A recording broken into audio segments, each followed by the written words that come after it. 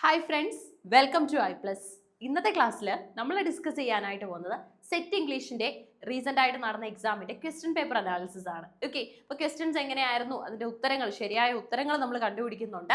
അതുപോലെ തന്നെ ആ ഉത്തരങ്ങളുടെ ഒരു ചെറിയ എക്സ്പ്ലനേഷൻ, ഈ കാര്യങ്ങളാണ് നമ്മൾ വീഡിയോയിൽ ഹോസ്റ്റ് ചെയ്യുന്നത് അല്ലെങ്കിൽ വീഡിയോയിൽ അറേഞ്ച് ചെയ്തിട്ടുള്ളത്. ഓക്കെ, അപ്പോൾ എന്തായാലും നമുക്ക് നോക്കാം. ക്വസ്റ്റ്യൻ ഡിസ്കഷൻ സെറ്റ് ഇംഗ്ലീഷിന്റെ ആണ്. Jaya is the character of the novel. അതായത് ഏത് നോവലിലാണ് നിങ്ങൾക്ക് ജയ എന്ന കഥാപാത്രത്തിനെ കാണാൻ സാധിക്കുന്നത്? ഓൾറെഡി ഒരു 24 ചോദ്യങ്ങൾ നമ്മൾ ചെയ്തു വെച്ചിട്ടുണ്ട്. ഇത് 25ാമത്തെ ചോദ്യമാണ്. Okay, why in which novel you can find the character name Jaya? Jaya is the central character of the novel. Okay, that long silence, roots and shadows, small remedies, അതുപോലെ തന്നെ ശകുന്തള. ഇതിൽ ഏത് നോവലിലാണ് നിങ്ങൾക്ക് ജയ എന്ന കഥാപാത്രത്തെ കാണാനായിട്ട് സാധിക്കുന്നത്? ഇതിനോടകം തന്നെ ഉത്തരം കിട്ടിയിട്ടുണ്ടാവും അല്ലെ. ജയ റൂട്ട്സ് ആൻഡ് ഷാഡോസിലാണ്. വളരെ ഇമ്പോർട്ടന്റ് ആയിട്ടുള്ള വർക്കും കൂടെയാണ്. ഒരുപാട് പ്രത്യേകതകൾ നമുക്ക് മനസ്സിലാക്കി എടുക്കാനായിട്ട് എന്താ പറയാ, ഈ ഒരു വർക്കിനകത്ത് സാധിക്കും എന്നുള്ളതും സിഗ്നിഫിക്കന്റ് ആണ്. ഓക്കെ, ഒരു സ്ലൈഡ് ചേഞ്ച് ഉണ്ട്. Jaya belongs to this work. Okay, that means that long silence. Jaya is actually a character in that long silence. Okay, that long silence എന്ന് പറയുന്ന വർക്കിനകത്തിലാണ് നമുക്ക് ജയ എന്ന ക്യാരക്ടറിനെ കാണാനായിട്ട് സാധിക്കുന്നത്. Jaya is the central character of the novel. That long silence. That long silence ആണ് അതിന്റെ right answer ആയിട്ട് വരുന്നത്.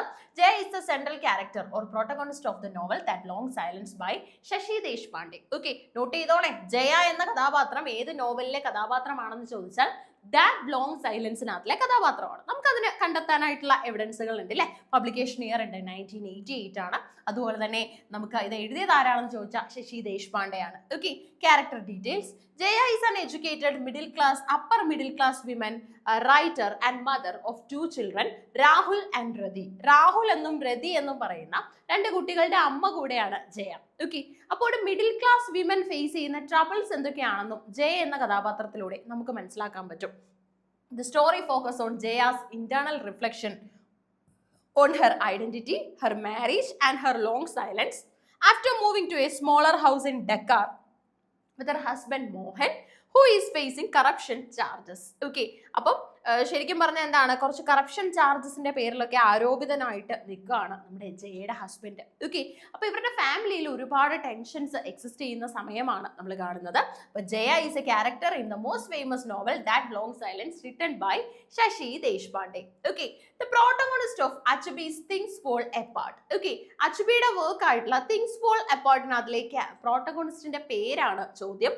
ഒക്കോങ്കോ, എച്ചുലു, ക്രിസ് ഒറിക്കോ, അതുപോലെ തന്നെ ഹിസ് എക്സലൻസി. ഇതിൽ ആരാണ് നമ്മുടെ ചിനുവ അച്ചീബിയുടെ തിങ്സ് ഫോൾ അപ്പാർട്ട് എന്ന് പറയുന്ന ഫേമസ് ആയിട്ടുള്ള വർക്കിനകത്തിലെ എന്താണ് നമ്മുടെ പ്രോട്ടഗോണിസ്റ്റ് ആരാണ് എന്ന് ചോദിച്ചാൽ ഉത്തരം വരുന്നത് ഒക്കോങ്കയാണ് കേട്ടോ. ഒക്കോങ്കയാണ്. നമുക്ക് നോക്കാം. So the protagonist of Chinua Achebe's Things Fall Apart is Okonkwo. Key details about the protagonist include. ആ ഒരു ക്യാരക്ടറിന്റെ റോൾ എന്ന് പറയുന്നത് ഒരു റെസ്പെക്റ്റഡ് ലീഡർ ആണ്, വാരിയർ ആണ്, വെൽത്തി ഫാർമർ ആണ് in the Igbo community of Umuofia. Okay, അതായത് നമ്മുടെ ഈ ഒരു എന്താണ് ഫാർമർ കമ്മ്യൂണിറ്റി, ഇവരെന്ന് പറഞ്ഞു കഴിഞ്ഞാൽ ഈ നാടോടികൾ എന്നൊക്കെയുള്ള ട്രൈബൽ വിഭാഗത്തിൽ നമുക്ക് ഉൾപ്പെടുത്താൻ പറ്റും. ഇഗ്ബോ കമ്മ്യൂണിറ്റിയാണ്. ഓക്കെ, ഈ കമ്മ്യൂണിറ്റിക്ക് മാത്രം അറിയാവുന്ന, ഇവർ മാത്രം ഫോളോ ചെയ്തുകൊണ്ട് പോകുന്ന കുറച്ച് റിച്വൽസും പ്രാക്ടീസസും ഒക്കെ ഉണ്ട്. ഓക്കെ, അതായത് ഇവരുടെ കമ്മ്യൂണിറ്റി പ്രകാരം ശരിയായിട്ടും തെറ്റായിട്ടും ഒക്കെ ഇവർ കാണുന്ന കുറച്ച് കാര്യങ്ങളും ഉണ്ട്. Protagonist of Chinua Achebe's Things Fall Apart is Okongo. Key details about the protagonist include role. He is a respected leader, a warrior, wealthy farmer in the Igbo community of Umfia. In motivations parayanengil driven by a deep fear of becoming lazy and unsuccessful like his father Onoko. Okongo is hyper masculine, stern and quick to anger. Okay, ഈ ഒരു ക്യാരക്ടറിന്റെ പ്രത്യേകത എന്ന് പറയുന്നത് hyper masculine ആണ്, Stern ആണ്, അതുപോലെ തന്നെ quick to anchor ആണ്. ഓക്കെ, പെട്ടെന്ന് തന്നെ എന്താ പറയാ, ഒരു എന്താണ് നിയന്ത്രണം, ക്ഷമ ഒക്കെ കുറവുള്ള ഒരു ക്യാരക്ടർ തന്നെയാണ്. ഓക്കെ, തീരെ എന്താണ് തൻ്റെ എന്താണ് ക്ഷമയെ എന്താണ് അതുപോലെ കൊണ്ടുപോകാനൊന്നും തീരെ ഒക്കോങ്കോയ്ക്ക് സാധിക്കാറില്ല അല്ലേ. ഒക്കോങ്കോ എപ്പോഴും നമ്മൾ ഒക്കോങ്കോയെ എപ്പോഴും കുറച്ച് ഡിക്ലറേഷൻസ് ഒക്കെ നടത്തുന്ന, ബാക്കിയുള്ളവർക്ക് ഗൈഡൻസ് ഒക്കെ കൊടുക്കുന്ന തരത്തിലാണ് കാണാറുള്ളത്. നല്ലൊരു ക്യാരക്ടറായിട്ട് നമുക്ക് മനസ്സിലാക്കാം. ലീഡർ ഫിഗർ ഒക്കെയാണ്. Conflict and downfall. He struggles to adapt to the changing Igbo society caused by the arrival of British missionaries and colonial government. His rigidity and tragic flaws led to a series of impulsive actions, including the killing of Ikimfina and a court messenger, culminating in his suicide. അതായത് ഇവരുടെ എന്താണ് ഇപ്പം ഓരോ ശിക്ഷയ്ക്കും ഇവർ നടപ്പിലാക്കുന്ന ശിക്ഷാ രീതികൾക്ക് പോലും വ്യത്യാസമുണ്ട്. ഇപ്പോൾ ഒരു തെറ്റ് ചെയ്ത് കഴിഞ്ഞാൽ അവർ ശിക്ഷ കിട്ടുന്നവരാണ് അല്ലെ. അപ്പൊ ഇവരുടെ ശിക്ഷാ രീതികളൊക്കെ വളരെ വ്യത്യസ്തമാണ്, വളരെ ഡിഫറെന്റ് ആയിട്ടുള്ള രീതിയിലാണ് അതൊക്കെ അവർ അഡോപ്റ്റ് ചെയ്യുന്നത്. Through Okonkwo's downfall Achebe explores the themes of cultural conflict, personal pride and the destructive impact of colonialism. കൊളോണിയലിസത്തിൻ്റെതായിട്ടുള്ള കുറച്ച് ഡിസ്ട്രക്റ്റീവ് ആയിട്ടുള്ള ഇമ്പാക്റ്റുകളൊക്കെ ഉണ്ട് അല്ലെ. അതൊക്കെ നമുക്ക് ഇവിടെ കാണാനായിട്ടും സാധിക്കും. ഓക്കെ, കൊളോണിയലിസം എന്ന് പറയുമ്പോൾ കൊളോണിയലൈസ്ഡ് ഹെഡ്സ് ഓരോ പ്ലേസ് ആയിട്ട് അവരുടേതാണ് എന്നുള്ള രീതിയിൽ അറേഞ്ച് ചെയ്ത് വെച്ച് റൂൾ ചെയ്യുന്ന സാഹചര്യമാണ് നമുക്ക് കാണാൻ സാധിക്കുന്നത്. അടുത്തത് Manawaka is a fictional town associated with. Manawaka is a fictional town associated with E.J. Pratt, അതുപോലെ തന്നെ നമുക്ക് സിൻക്ലെയർ റോസ് ഉണ്ട്, മാർഗരറ്റ് ലോറൻസ് ഉണ്ട്, തോംസൺ ഹൈവേ ഉണ്ട്. ഓക്കെ, ഇത് എവിടുത്തെ ഒരു ഫേമസ് ആയിട്ടുള്ള എന്താ പറയാ ഫേമസ് ആയിട്ടുള്ള ഫിക്ഷണൽ ടൗൺ ആണ് എന്ന് ചോദിച്ചു കഴിഞ്ഞാൽ നമ്മുടെ Manawaka is a fictional town associated with Pratt ആണോ, സിൻക്ലെയർ റോസ് ആണോ, മാർഗരറ്റ് ലോറൻസ് ആണോ, തോംസൺ ഹൈവേ ആണോ എന്ന് ചോദിച്ചാൽ മാർഗരറ്റ് ലോറൻസിന്റെ വർക്കുകളിൽ നമ്മൾ കാണുന്ന ഫേമസ് ആയിട്ടുള്ള ഒരു ഫിക്ഷണൽ ടൗൺ ആണ് ശരിക്കും പറഞ്ഞാൽ മനാവാക്ക. ഓക്കെ, ഇങ്ങനെ കുറച്ച് ഫിക്ഷണൽ പ്ലേസസ് നമ്മൾ പഠിക്കുമല്ലോ. ഇപ്പൊ R.K. നാരായണന്റെ മാൽഗുഡി, തോമസ് ഹാഡിയുടെ വെസെക്സ് എന്നൊക്കെ പറയുന്നത് പോലെ മനാവാക്ക എന്ന് പറയുന്ന ഫിക്ഷണൽ ടൗൺ ആരുമായിട്ട് അസോസിയേറ്റ് ചെയ്തതാണെന്ന് ചോദിച്ചാൽ മാർഗരറ്റ് ലോറൻസുമായിട്ട് അസോസിയേറ്റ് ചെയ്തതാണ്. ഓക്കെ, മാർഗരറ്റ് ലോറൻസുമായിട്ട് അസോസിയേറ്റ് ചെയ്തതാണ്. ഇനി ഇതിന്റെ എക്സ്പ്ലനേഷൻ നോക്കാൻ. അപ്പോൾ മനാവോക്ക എന്ന് പറഞ്ഞ ഒരു ഫിക്ഷണൽ ടൗൺ ആണ് associated with Canadian novelist Margaret Laurence. Okay, Margaret ലോറൻസുമായിട്ട് അസോസിയേറ്റ് ചെയ്തിട്ടുള്ള ഒരു പ്ലേസ് ആണ്. It is the primary setting for her famous Manawaka's weekends or Manawaka novels which include the Stone Angel 1964, Jest of God 1966, Fire Dwellers 1969, A Bird in the House 1970, the Diviners 1974. Okay, അപ്പൊ നോക്കിക്കേ, മനാവാക്ക നോവൽസിൽ കൂടുതലായിട്ടും മനാവാക്കാസ് weekends നമുക്ക് കാണാൻ സാധിക്കുന്ന നോവലുകളാണ് Stone Angel, okay, 1964-ലുള്ളതാണ്. Jest of God ഉണ്ട്, അത് 1966-ലാണ്. ദ ഫയർ ഡ്വെല്ലേഴ്സ് ഉണ്ട് 1969, A Bird in the House ഉണ്ട് 1970, അതുപോലെ തന്നെ ദ ഡിവൈനേഴ്സ് ഉണ്ട് 1974. Manawaka is modelled after Laurence's real life home town of Neepawa, Manitoba. Okay, അപ്പൊ മനാവാക്ക മോഡൽ ചെയ്തിട്ടുള്ളത് after Laurence's real life home town. Okay, ലോറൻസിന്റെ തന്നെ real life home town ആയിട്ടുള്ള എന്താണ് നിപാവ, മനിറ്റോബയെ ബേസ് ചെയ്തിട്ടാണ് ഈ മനാവാക്ക എന്ന് പറയുന്ന പ്ലേസ് നമ്മുടെ മാർഗരറ്റ് ലോറൻസ് പോപ്പുലറൈസ് ചെയ്തിട്ടുള്ളത്. ഓക്കെ, അപ്പോൾ മാർഗരറ്റ് ലോറൻസിന്റെ തന്നെ ഹോം ടൗൺ എന്ന് പറഞ്ഞാൽ ആ ഒരു ചൈൽഡ്ഹുഡ് ഒക്കെ സ്പെൻഡ് ചെയ്ത മെമ്മറീസിന്റെ ബേസിലാണ് ഈ ഒരു പ്ലേസ് പോപ്പുലറൈസ് ചെയ്യാനായിട്ടുള്ള ഇനിഷ്യേറ്റീവ് റൈറ്റർ എടുത്തത്. ഓക്കെ, 28ാമത്തെ ചോദ്യം നമുക്ക് ചെക്ക് ചെയ്യാം. Identify the novel in the backdrop of the creation of Bangladesh. Okay, creation of ബംഗ്ലാദേശിന്റെ ബാക്ക്ഡ്രോപ്പിൽ ഉള്ള ഫേമസ് ആയിട്ടുള്ള നോവൽ ഈ കൂട്ടത്തിൽ ഏതാണെന്ന് കണ്ടെത്തണം. A Fine Balance, Such a Long Journey, Family Matters, അതുപോലെ തന്നെ Forbidden Colours. Identify the novel in the backdrop of the creation of Bangladesh. A fine balance, such a long journey, family matters, forbidden colors. Such a long journey ആണ് കേട്ടോ, such a long journey. The novel set in the backdrop of the creation of Bangladesh 1971 is such a long journey. അത് ശരിക്കും പറഞ്ഞാൽ എന്താ പറയുക 1991 ആണ്. Okay, 1971 Bangladesh ക്രിയേഷനുമായിട്ട് base ചെയ്തിട്ടുള്ള കാര്യങ്ങളെല്ലാം നടക്കുന്നു. അതിനെക്കുറിച്ചുള്ള നോവൽ അപ്പിയർ ചെയ്യുന്നത് 91 ബൈ റോഹിൻഡൻ മിസ്ട്രി. ഓക്കെ, വളരെ ഫേമസ് ആയിട്ടുള്ള വർക്കാണ്. ആരാണ് സച്ച് എ ലോങ് ജേർണി ചെയ്തതെന്ന് ചോദിച്ചു കഴിഞ്ഞാൽ എഴുതിയതെന്ന് ചോദിച്ചാൽ റോഹിൻഡൻ മിസ്ട്രി ആണ്. Novel is set in the Bombay in 1971 and follows Gustad Noble, a bank clerk whose life is intertwined with the political turmoil of India and the birth of Bangladesh. അല്ലേ, അപ്പോൾ പൊളിറ്റിക്കൽ ടെർമോയിൽ ഓഫ് ഇന്ത്യയും അതുപോലെ തന്നെ ബംഗ്ലാദേശ് എന്ന പുതിയ ഒരു രാഷ്ട്രം പിറക്കുന്നതിൻ്റെ അല്ലെങ്കിൽ അതിൻ്റെ രൂപകൽപ്പനയൊക്കെ നമുക്ക് കാണാൻ സാധിക്കും. അപ്പോൾ ഇവിടെ നമുക്ക് ഇവിടെ അഫക്റ്റഡ് ആയിട്ടുള്ള പേഴ്സണിന്റെ പേരെന്ന് പറഞ്ഞാൽ ഗസ്റ്റാഡ് നോബൽ എന്നാണ്, ഒരു ബാങ്ക് ക്ലർക്കാണ്. ഓക്കെ, ഈ ഗസ്റ്റാഡ് നോബലിന്റെ ആംഗിളിലാണ് ശരിക്കും പറഞ്ഞ ഒരു വർക്ക് നമ്മൾ മനസ്സിലാക്കുന്നത്. ഫൈൻ ബാലൻസ് എന്ന് പറയുന്നത് set during the Indian emergency 1975-84 Indian emergency time period ആണ്. ഓക്കെ, എന്ന് പറഞ്ഞാൽ അടിയന്തരാവസ്ഥ പ്രഖ്യാപിച്ച സമയമാണ് നമ്മുടെ ഓപ്ഷനകത്തിലുള്ള ഫൈൻ ബാലൻസ് ചെയ്തിട്ടുള്ളത്. ഇനി അതുപോലെ തന്നെ നമുക്ക് അടുത്ത വർക്ക് ആയിട്ടുള്ളത് സച്ച് എ ലോങ് ജേർണി ആണ്. അത് 1971 featuring the backdrop of the Indo Pakistan war and the creation of Bangladesh. അല്ലെ, ഇൻഡോ പാകിസ്ഥാൻ വാറും ബംഗ്ലാദേശിന്റെ ക്രിയേഷനും ഒക്കെയാണ് അവിടെയും ടോപ്പിക് ആയിട്ട് വരുന്നത്. സച്ച് എ ലോങ് ജേർണി ആണ് നമ്മുടെ ഉത്തരവും. ഇനി ഫാമിലി മാറ്റേഴ്സ് എന്ന് പറയുന്നത് ബോംബെ ആണ് സെറ്റിംഗ് വരുന്നത്. ഫോർബിഡൻ കളേഴ്സ് എന്ന് പറയുന്നത് എന്താണ്, യുകിയോ മിഷീമ ചെയ്തിട്ടുള്ള ഒരു വർക്കാണ്. പോസ്റ്റ് വാർ ജപ്പാൻ ആണ് നമുക്ക് ഇവിടെ കാണാൻ സാധിക്കുന്നത്. ഓക്കെ, പോസ്റ്റ് വാർ ജപ്പാന്റെ പെർസ്പെക്റ്റീവ്സും കാര്യങ്ങളും ഷെയർ ചെയ്യുന്ന ഒരു വർക്കായിട്ട് നമുക്ക് ഇതിനെ മനസ്സിലാക്കി എടുക്കാനായിട്ട് സാധിക്കും. ഓക്കെ, അപ്പൊ എല്ലാ വർക്ക്സിനും അതിൻ്റെതായിട്ടുള്ള സിഗ്നിഫിക്കൻസ് ഉണ്ട്, പ്രാധാന്യമുണ്ട്. അത് ഉറപ്പായിട്ടും മനസ്സിലാക്കി പഠിക്കാനായിട്ട് ശ്രമിക്കാം. അപ്പൊ അടുത്തത് autobiographical novel of David Malouf. David മാലോഫിന്റെ ഓട്ടോബയോഗ്രഫിക്കൽ നോവലിന്റെ പേരാണ് ചോദിച്ചിട്ടുള്ളത്. ഓക്കെ, മാലോഫിന്റെ ഓട്ടോബയോഗ്രഫിക്കൽ നോവൽ ഏതാണെന്ന് നമ്മൾ കണ്ടെത്തി എഴുതണം. ഹാർലൻസ് ഹാവ് ആക്രുണ്ട്, അതുപോലെ തന്നെ ഗ്രേറ്റ് വേൾഡ് ഉണ്ട്, ജോനോയുണ്ട്, ഒപ്പം തന്നെ റിമെമ്പറിംഗ് ബെബിലിയോൺ എന്നുള്ള വർക്ക് നമുക്ക് കാണാനായിട്ട് സാധിക്കും. എപ്പോഴും ഓട്ടോബയോഗ്രഫി എന്ന് പറയുമ്പോൾ എന്തുവാ, ലൈഫ് ആംഗിൾ അതിനകത്ത് പ്രസന്റ് ചെയ്യുന്നത് അല്ലെ, ജീവിതത്തിൽ തന്നെയുള്ള എന്തെങ്കിലും ജീവിതവുമായി ബന്ധപ്പെട്ട ഏടുകളായിരിക്കും അതിനകത്ത് പ്രസന്റ് ചെയ്യുന്നത് അല്ലെ. അപ്പോൾ autobiographical novel of David Malouf എന്ന് പറയുന്നത് ജോനോയാണ്. Okay, the primary autobiographical novel of David Malouf is Jono, published in 1975. Key details about Jono and its autobiographical nature include ഒന്ന് സെറ്റിംഗ് തന്നെയാണ്. It is set in Brisbane during the World War II.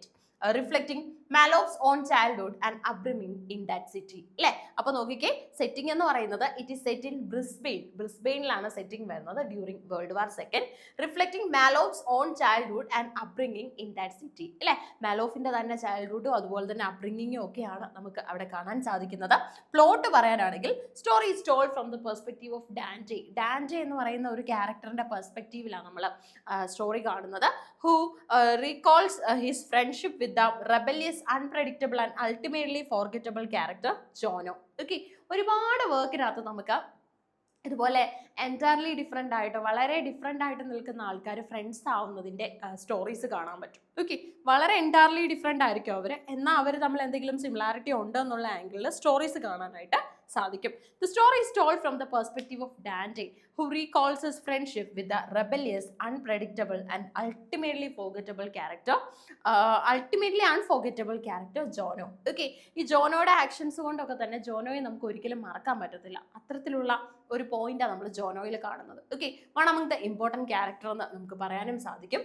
ജോനോ was Malouf's first novel and is widely regarded as one of the best known Brisbane novels ever written. Okay, Brisbane series നോവലുകളിലെ ഏറ്റവും important ആയിട്ടുള്ള ഏറ്റവും അർത്ഥവത്തായിട്ടുള്ള novel എന്ന് നമുക്ക് ഇതിനെ പറയാനായിട്ട് സാധിക്കും. Okay, ഇതാണ് ജോനോയുടെ പ്രത്യേകത. അപ്പോൾ കൃത്യമായിട്ട് ഐഡിയാസ് മനസ്സിലാക്കി പഠിക്കുക. ഐഡിയാസ് എപ്പോഴും ഇമ്പോർട്ടൻ്റ് ആണ്. നമുക്ക് കുറേ കാര്യങ്ങൾ ഒരുപോലെ പഠിച്ച് മനസ്സിലാക്കിയെങ്കിൽ മാത്രമേ എന്ത് ചെയ്യാൻ പറ്റത്തുള്ളൂ, നല്ലൊരു റിഫ്ലക്ഷൻ കൊടുത്ത് കാര്യങ്ങളെ തിരിച്ചറിഞ്ഞ് പഠിക്കാനായിട്ട് സാധിക്കും. അപ്പോൾ അതിനുള്ള അവസരം ഉറപ്പായിട്ടും ഉണ്ടാക്കാൻ നന്നായിട്ട് പഠിക്കാം. Okay, which of the following novels opens with the line let humanity be the other name of religion? Okay, അതായത് ഒരു ജാതിയുടെ മറ്റൊരു പേര് ഹ്യൂമാനിറ്റി എന്നാവട്ടെ, മനുഷ്യത്വം എന്നാവട്ടെ, നമുക്ക് ഒരു ജാതിക്ക് കൊടുക്കാൻ പറ്റുന്ന ഏറ്റവും നല്ല പേര്, അല്ലെങ്കിൽ ആ ജാതിയുടെ ഇപ്പം ഹിന്ദുയിസം, ക്രിസ്ത്യാനിറ്റി, ഇസ്ലാം റിലീജിയൻ എന്നൊക്കെ നമ്മൾ പറയും. അപ്പോൾ ഓരോന്നിൻ്റെയും ഒരു പര്യായമാകട്ടെ ഹ്യൂമാനിറ്റി എന്ന് പറഞ്ഞാൽ മനുഷ്യന് വേണ്ടി അല്ലേ, വേർതിരിവുകളില്ലാതെ, പൊളിറ്റിക്കൽ അല്ലെങ്കിൽ റിലീജിയസ് റൈറ്റ്സ് ഇല്ലാതെ, കലാപങ്ങളില്ലാതെ എല്ലാവരും ഒറ്റക്കെട്ടായി ജീവിക്കുന്നതാകട്ടെ നമ്മുടെ ഒരു ചിന്താഗതി അല്ലെങ്കിൽ ചുറ്റുപാട്. ഓക്കെ, അപ്പോൾ which of the following novels opens with a line? Options നോക്കിക്കേ, ഷോദ്, ലജ്ജ, പേര, അതുപോലെ തന്നെ പൊരാഷി പ്രേമിക്. ഏത് വർക്കാണ് ശരിക്കും പറഞ്ഞാൽ ഇങ്ങനെ ഓപ്പൺ ചെയ്യുന്നത്? ഈ കൂട്ടത്തിൽ തന്നെ ഏറ്റവും ഇമ്പോർട്ടൻ്റ് ആയിട്ടുള്ള വർക്കാണ് ലജ്ജ. ഓക്കെ, ലജ്ജ.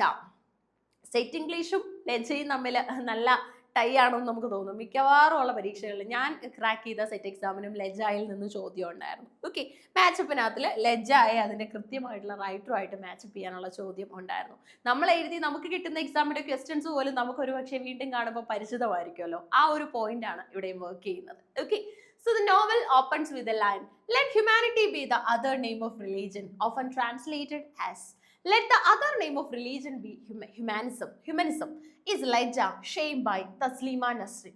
തസ്ലീമ നസ്രിൻ എന്ന റൈറ്ററിന്റെ പേര് നമ്മൾ പലപ്പോഴും മുഴങ്ങി കേൾക്കുന്ന ഒരു പേരാ അല്ലേ? കാരണം എന്ന് പറഞ്ഞു കഴിഞ്ഞാൽ വളരെ കോൺട്രവേഴ്ഷ്യൽ ആവാറുണ്ട് തസ്ലീമ നസ്രിന്റെ റൈറ്റിംഗ്സ്. അത് തന്നെയാ കാരണം അല്ലേ? രണ്ട് കാരണങ്ങൾ കൊണ്ടാണല്ലോ പലപ്പോഴും നമ്മൾ ഫേമസ് ആവുന്നത്. ഒന്ന് കോൺട്രവേഴ്ഷ്യലിന്റെ പേരിലാവാം, ഒന്ന് പോപ്പുലാരിറ്റിയുടെ പേരിലാവാം അല്ലേ? പക്ഷെ എല്ലായ്പ്പോഴും കോൺട്രവേഴ്ഷ്യൽ ആവുന്നത് അവരുടെ മിസ്റ്റേക്സ് കൊണ്ടല്ല. ചിലപ്പോൾ അവരുടെ വർക്ക്സ് സൊസൈറ്റിയിലെ പല കാര്യങ്ങളെയും ചലഞ്ച് ചെയ്യുന്നുണ്ടാവും അല്ലെ?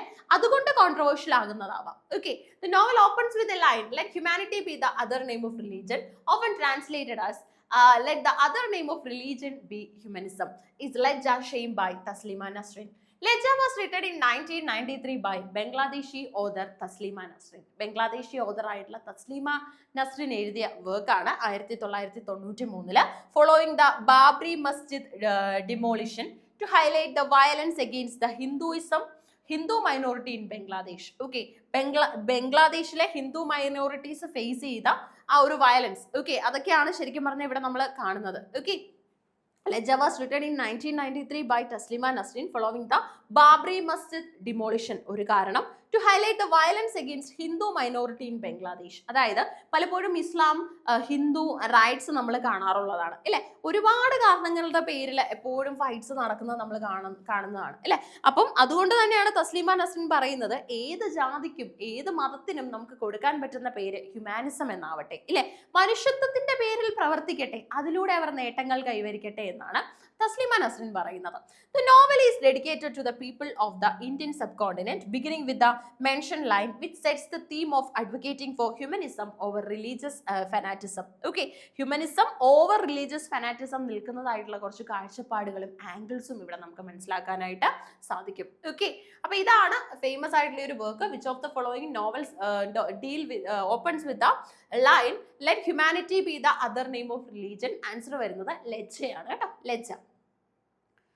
ക ആൻഡ് ജ ആർ ഡാഷ് സൗണ്ട്സ്. ഈ ക ജ സൗണ്ട്സ് ഒക്കെ ഏത് കാറ്റഗറിയിലാണ് പറയാൻ പറ്റുന്നത്? പാലറ്റൽ ആണോ, വേലാർ ആണോ, ഗ്ലോട്ടൽ സൗണ്ട് ആണോ, അതോ ഡെന്റൽ സൗണ്ട് ആണോ? ഓക്കെ, ഏത് കാറ്റഗറിയിൽ ഉൾപ്പെടുത്താൻ പറ്റുമെന്ന്. ഓക്കെ, ക ആൻഡ് ജ are dash sounds. Palatal, velar, glottal, dental. ഇതിൽ ഏത് കാറ്റഗറിയിൽ പറ്റും? വേലാർ സൗണ്ടുകളാണ് കേട്ടോ, വേലാർ സൗണ്ട്സ്. ഓക്കെ, സൗണ്ട് ക ആൻഡ് ജ, അതായത് നമ്മുടെ ക സൗണ്ട് ജ സൗണ്ട് എന്നൊക്കെ പറഞ്ഞാൽ വേലാർ സൗണ്ട്സ് ആണ്. Because they are produced by raising the back of the tongue. അത് നിങ്ങൾ തന്നെ ഒന്ന് പ്രാക്ടീസ് ചെയ്തേ പറ്റത്തുള്ളൂ. ഇപ്പം ക എന്ന് പറയുമ്പോഴും ജ എന്ന് പറയുമ്പോഴും എന്താ സംഭവിക്കുന്നത്? It said that raising the back of the tongue raise ആവുന്നെന്ന് പറയുന്നുണ്ട്. ടു ടച്ച് ദ വേലം, നമ്മുടെ സോഫ്റ്റ് പാലറ്റ്സ് ഉണ്ടല്ലോ, സോഫ്റ്റ് പാലറ്റിനെയാണ് വേലം എന്ന് പറയുന്നത്. ആ വേലം എന്ന് പറയുന്ന പോർഷനിലേക്ക് ടച്ച് ചെയ്യുന്ന പോലെ ഇപ്പൊ ക ജ എന്ന് പറയുമ്പോൾ ആ back portion of the tongue velar soft പാലറ്റ്സിലേക്ക് ടച്ച്ഡ് ആകുന്നു എന്നാണ് പറയുന്നത്. You have to do that. അതായത് നാച്ചുറലി ചെയ്യണം. ഇപ്പൊ ടച്ച് ചെയ്യാൻ വേണ്ടി നമ്മൾ സോഫ്റ്റ് പാലറ്റിലേക്ക് തന്നെ നമ്മുടെ എന്താ പറയുക back of the tongue touch ചെയ്യണം എന്നുള്ള ആംഗിളിൽ പറയണ്ട. നാച്ചുറൽ ആയിട്ട് കാഷ്വൽ ആയിട്ട് നിങ്ങൾ ക ജ സൗണ്ട് ഒന്ന് പറഞ്ഞു നോക്കിയാൽ മതി. You can feel that at the back of the roof of the mouth. Okay, അപ്പം ക എന്ന് പറയുമ്പോഴും ജ എന്ന് പറയുമ്പോഴും ഈ ടങ്ങിന്റെ ഈ ഒരു ബെൻഡിങ് പോർഷൻ കാണുമല്ലോ, ടിപ്പ് എന്ന് പറയുന്ന ഭാഗം, അത് ബാക്കിലേക്ക് ഒന്ന് ബെൻഡ് ചെയ്ത് സോഫ്റ്റ് പാലറ്റിലേക്ക് ടച്ച് ചെയ്യുന്നതായിട്ട് നമുക്ക് ഫീൽ ചെയ്യും. ഓക്കെ, പറഞ്ഞു നോക്കിയാൽ മതി. ഇൻ ഇംഗ്ലീഷ് ക is the voiceless velar stop and ജ is the voiced counterpart അല്ലേ? അപ്പം നമുക്ക് രണ്ട് തരത്തിലുള്ള സൗണ്ട് ആണല്ലോ ഉള്ളത്, വോയിസ്ഡും ഉണ്ട് വോയിസ്ലെസ്സും ഉണ്ട് അല്ലേ? ഈ നമ്മുടെ വേലാർ സൗണ്ടുകളായിട്ടുള്ള കേന്റെയും ജേന്റെയും പ്രത്യേകത എന്ന് പറഞ്ഞാൽ ഇംഗ്ലീഷിൽ ഈ ക എന്ന് പറയുന്ന സൗണ്ട് ശരിക്കും പറഞ്ഞാൽ വോയിസ്ലെസ് ആയിട്ടുള്ള വേലാർ സ്റ്റോപ്പ് ആയിട്ടാണ് നിൽക്കുന്നത്. ഓക്കെ, വോയിസ്ലെസ് ആയിട്ടുള്ള ഒരു വേലാർ സ്റ്റോപ്പ്. ഇനി ജ എങ്ങനെയാണ് നിൽക്കുന്നതെന്ന് ചോദിച്ചാൽ ഒരു വോയിസ്ഡ് ആയിട്ടുള്ള കൗണ്ടർ പാർട്ടായിട്ടാണ് നിൽക്കുന്നത്. ഓക്കെ, ഒരു വോയിസ്ഡ് കൗണ്ടർ പാർട്ടായിട്ടാണ് ആക്ട് ചെയ്യുന്നത്. Palatal. These sounds are produced by the body of the tongue approaching or touching the hard palate. In English, the primary palatal sound is j, as in yes. Okay. Glottal. These ഇതെല്ലാം ഓപ്ഷൻസിൽ ഉള്ളതാണ്. Glottal എന്ന് പറഞ്ഞാൽ sounds are produced at the glottis. Glottis എന്ന് പറഞ്ഞാൽ ഈ vocal ഫോൾഡുകളുടെ ഇടയിലുള്ള സ്പേസിനെയാണ് നമ്മൾ എന്തെന്ന് പറയുന്നത്? ഗ്ലോട്ടിസ് എന്ന് പറയുന്നത്. Okay, glottis is a space between these vocal folds in the larynx. The most common glottal sound in English is ഹ. Dental. These sounds are produced by the tip or blade of the tongue touching the upper front teeth. അല്ലെ, tip അല്ലെങ്കിൽ blade of the tongue upper front ടീത്തിനെ touch ചെയ്യുന്നുണ്ടാവും. Okay, സൗണ്ടുകൾ ഉണ്ട് നമുക്ക് അത്തരത്തില്.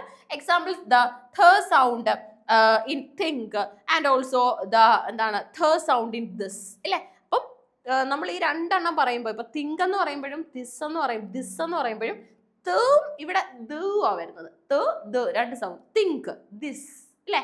അപ്പൊ പറയുമ്പോൾ നമുക്ക് ചെറിയ സിമിലാരിറ്റി തോന്നുമെങ്കിലും സൗണ്ടുകളും രണ്ടാണ്. അതിനകത്ത് കൃത്യമായിട്ടുള്ള ചേഞ്ച് നമുക്ക് ഫീൽ ചെയ്യാനായിട്ട് സാധിക്കും. അതൊരു പ്രത്യേകതയാണ്, നമ്മൾ നോട്ട് ചെയ്ത് വെക്കേണ്ടതാണ്. ഓക്കെ, അപ്പം നമുക്ക് വേലാർ സൗണ്ടുകൾ ഉണ്ട്, അതുപോലെ തന്നെ പാലറ്റൽ ഉണ്ട്, ഗ്ലോട്ടൽ ഉണ്ട്, ഡെന്റൽ സൗണ്ടുകൾ കാണാൻ സാധിക്കും. നെക്സ്റ്റ് ക്വസ്റ്റ്യൻ നോക്കാം. In English statements and commands are generally spoken with a dash intonation. ഇംഗ്ലീഷിൽ പൊതുവെ നമ്മൾ ഈ സ്റ്റേറ്റ്മെന്റുകളും കമാൻഡുകളും ഒക്കെ തന്നെ വായിക്കുന്നത് എന്ത് ഇന്റോനേഷനിലായിരിക്കുന്നു? റൈസിങ് ഫോളിങ്ങിലാണോ, റൈസിങ്ങിലാണോ, ഫോളിങ്ങിലാണോ, ഫോൾ റൈസിലാണോ, അതോ ഇതൊന്നും അല്ലേ? നൺ ഓഫ് ദീസ് ആണോ? ഓക്കെ, നോക്കിക്കേ.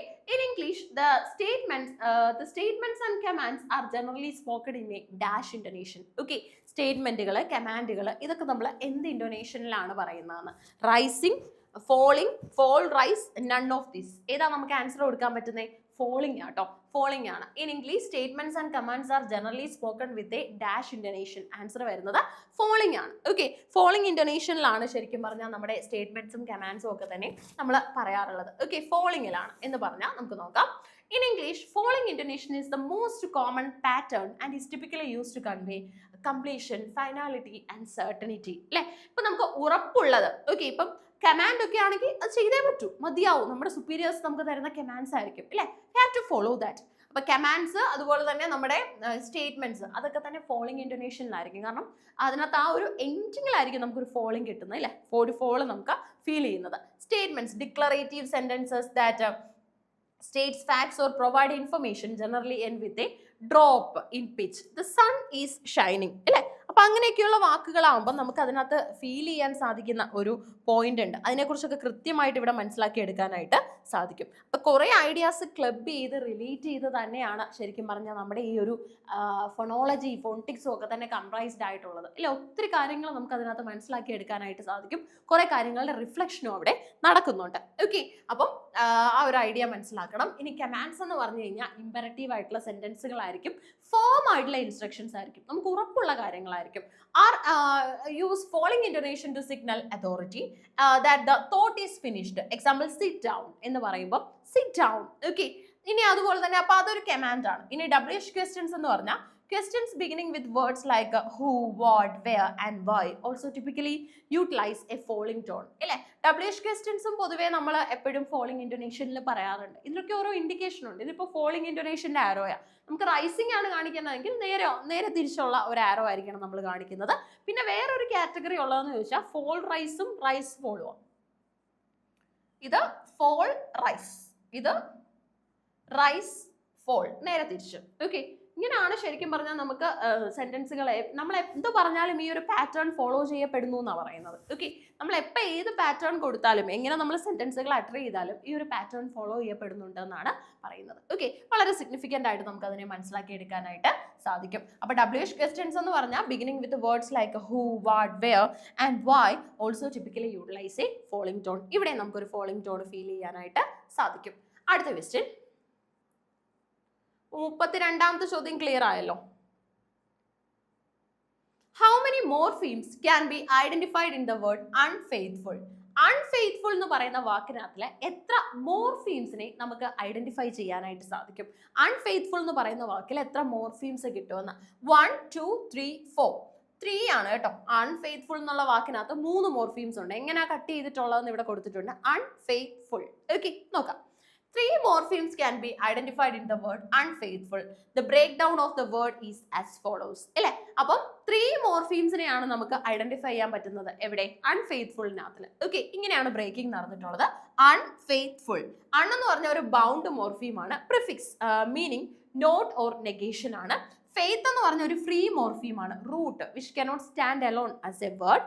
ഇനി അതുപോലെ തന്നെ ഫുൾ എന്ന് പറഞ്ഞ ഒരു ബൗണ്ട് മോർഫീമാണ്, ഒരു സഫിക്സ് ആണ് that includes full of or characterized by. അല്ലെ? അപ്പൊ അണ്ണെന്ന് പറഞ്ഞ ഒരു ബൗണ്ട് മോർഫീം, ഒരു പ്രിഫിക്സ് ആണ് നമ്മൾ ഇവിടെ കാണുന്നത് അല്ലെ? ഒരു പ്രിഫിക്സ് അല്ലേ, തുടക്കത്തിലല്ലേ ഇതുള്ളത്. എന്താണ് meaning not or negation. Faith എന്ന് പറഞ്ഞ ഒരു ഫ്രീ മോർഫീമാ. ഈ വാക്കിന് ഒറ്റയ്ക്ക് നിൽക്കാൻ പറ്റും അല്ലെ. ഫെയ്ത്ത് എന്ന് പറയുന്ന വാക്ക് നമ്മൾ സിംഗിൾ ആയിട്ട് യൂസ് ചെയ്യാറുണ്ട്. അതൊരു ഫ്രീ മോർഫീമാണ് which stands alone as a word. Full എന്ന് പറഞ്ഞാൽ അതൊരു ബൗണ്ട് മോർഫീമാ. ഓക്കെ, ഒരു ബൗണ്ട് മോർഫീമാണ് that indicates full of or characterized by അല്ലെ. അപ്പൊ അതൊരു സഫിക്സ് അല്ലേ. ഇപ്പം നമുക്ക് വാക്കുകൾക്ക് അവസാനം യൂസ് ചെയ്യാൻ സാധിക്കുന്ന ഒന്നിനെയാണ് എന്തെന്ന് പറയുന്നത്, സഫിക്സ് എന്ന് പറയുന്നത് അല്ലെ. അപ്പം അൺഫെയ്ത്ത്ഫുൾ അതാണ് നമ്മുടെ ഓർഡർ വരുന്നത്. അപ്പൊ എത്ര വാക്കുകളാണ് അൺഫെയ്ത്ത്ഫുൾ എന്ന് പറയുന്നതിന് അതിൽ എത്ര മോർഫീംസ് നമുക്ക് കണ്ടെത്താൻ സാധിക്കും എന്ന് ചോദിച്ചു കഴിഞ്ഞാൽ you can actually find 3 morphemes. 3 morphemes ഇതിനകത്ത് നമുക്ക് കിട്ടുന്നത്. എത്രണ്ണോ? 3 മോർഫീംസ്. 3 എണ്ണം നമുക്ക് കണ്ടെത്താനായിട്ട് സാധിക്കും. Which of the following is not an old English dialect? ഇതിനകത്ത് ഓൾഡ് ഇംഗ്ലീഷ് ഡയലക്ട് അല്ലാത്തത് ഏതാണെന്ന്. Northumbrian, East Midland, Mercian, West Saxon. ഇതിനകത്ത് ഏതാണ് ഈസ്റ്റ് മിഡ്ലാൻഡ് ഓൾഡ് ഇംഗ്ലീഷ് ഡയലക്റ്റിനകത്തിൽ വരാത്തത്? നമുക്കറിയാം ഡയലക്ട്സ് എന്ന് പറഞ്ഞു കഴിഞ്ഞാൽ ഓരോ ഗ്രൂപ്പുകളായിട്ട് പോപ്പുലറൈസ് ചെയ്യുന്നതിനെയാണ് ഡയലക്ട് എന്ന് പറയുന്നത് അല്ലേ. അപ്പൊ നോക്കിക്കേ, which of the following is not an old English dialect? ഇതിനകത്ത് ഓൾഡ് ഇംഗ്ലീഷ് ഡയലക്ട് അല്ലാത്തത് ഏതാണ്? Northumbrian, East Midland, Mercian, West Saxon. Answer വരുന്നത് ഈസ്റ്റ് മിഡ്ലാൻഡ് കേട്ടോ. ഈസ്റ്റ് മിഡ്ലാൻഡ് എന്ന് പറയുന്നതാണ് ഇതിനകത്ത് ഓൾഡ് ഇംഗ്ലീഷ് ഡയലക്ട് കാറ്റഗറിയിൽ നമുക്ക് ഉൾപ്പെടുത്താനായിട്ട് സാധിക്കാത്തത്. ഓക്കെ, അപ്പോൾ ഓൾഡ് ഇംഗ്ലീഷ് ഡയലക്ട് കാറ്റഗറിയിൽ ഉൾപ്പെടുത്താൻ സാധിക്കാത്ത ഡയലക്ട് ഏതാണെന്ന് ചോദിച്ചാൽ ഈസ്റ്റ് മിഡ്ലാൻഡ് ആണ്. നോർത്തുംബ്രിയനും മേഴ്സിയനും വെസ്റ്റ് സാക്സണും ഒക്കെ എടുത്തു കഴിഞ്ഞാൽ അതെല്ലാം തന്നെ യൂസ്ഡ് ആയിട്ടുള്ള ഓൾഡ് ഇംഗ്ലീഷ് ടൈം പീരീഡിലൊക്കെ തന്നെ യൂസ് ചെയ്തിട്ടുള്ളതായ ഡയലക്റ്റുകളാണ്. ഓക്കെ, ഓൾഡ് ഇംഗ്ലീഷ് ടൈം പീരീഡിലൊക്കെ തന്നെ യൂസ് ചെയ്തിട്ടുള്ള ഡയലക്റ്റുകളാണ്. ഇവരൊക്കെ തന്നെ ഇംഗ്ലണ്ടിൽ വന്ന് ഓൾഡ് ഇംഗ്ലീഷ് ടൈം പീരീഡിൽ കോൺജർ ചെയ്തിട്ടുള്ള ആൾക്കാരാണ്. ഈസ്റ്റ് മിഡ്ലാൻഡ് ഡയലക്ട് എന്ന് പറയുന്നത് മിഡിൽ ഇംഗ്ലീഷ് കാലഘട്ടത്തിലാണ് വരുന്നത്. ഓക്കെ, മിഡിൽ ഇംഗ്ലീഷ് കാലഘട്ടം. ഇനി ഈസ്റ്റ് മിഡ്ലാൻഡും കഴിഞ്ഞ് പിന്നെ വന്ന ഡയലക്റ്റിന്റെ പേരാണ് മോഡേൺ ഡയലക്ട് അല്ലെങ്കിൽ നമ്മുടെ ഇപ്പൊ ഫോളോ ചെയ്യുന്ന ഇംഗ്ലീഷ് ഡയലക്ട് എന്ന് പറയുന്നത്. ഓക്കെ, അപ്പൊ ഇതിനകത്ത് ഏതാണ് ഓൾഡ് ഇംഗ്ലീഷ് ഡയലക്ട് അല്ലാത്തതെന്ന് ചോദിച്ചാൽ ഈസ്റ്റ് മിഡ്ലാൻഡ് ആണ്. ഈ നോട്ട് എന്നുള്ളത് ചെക്ക് ചെയ്തോണം കേട്ടോ. ഈസ് നോട്ട് അല്ലെങ്കിൽ ഈസ് എന്നാണോ കൊടുത്തിട്ടുള്ളത്, ഇതിന്റെ ഇടയിൽ വരുന്ന വേർഡ് ഏതാണെന്ന് കൃത്യമായിട്ട് നോക്കണം. അതായിരിക്കും നമ്മുടെ മാർക്കിനെ ഡിപ്പെൻഡ് ചെയ്യുന്ന കാര്യം. കാരണം ഇപ്പൊ നോട്ട് എന്നുള്ളത് നമ്മൾ കാണാതെ പോവുകയാണെങ്കിൽ ആൻസർ വേരി ചെയ്യും. ഓക്കെ, അപ്പൊ നോട്ട് ആൻഡ് ഓൾഡ് ഇംഗ്ലീഷ് എന്ന് ചോദിച്ചു കഴിഞ്ഞാൽ ഈസ്റ്റ് മിഡ്ലാൻഡ് എന്നുള്ളതാണ് ശരി ഉത്തരവായിട്ട് വരുന്നത്. ഈ East Midland dialect Middle English പീരീഡിലെ ചോസറിന്റെ ഒക്കെ ഒരു കാലഘട്ടമായിട്ട് നമുക്ക് ഇതിനെ മനസ്സിലാക്കി എടുക്കാനായിട്ട് സാധിക്കും. ഓക്കെ, അപ്പൊ 34 ചോദ്യങ്ങൾ നമ്മൾ കംപ്ലീറ്റ് ചെയ്തിട്ടുണ്ട്. ഏറ്റവും ഇമ്പോർട്ടന്റ് ആയിട്ടുള്ളത് കൃത്യമായിട്ട് ഈ ചോദ്യങ്ങൾ ഒന്ന് മനസ്സിലാക്കി വെക്കുക. Keep learning. Thank you so much.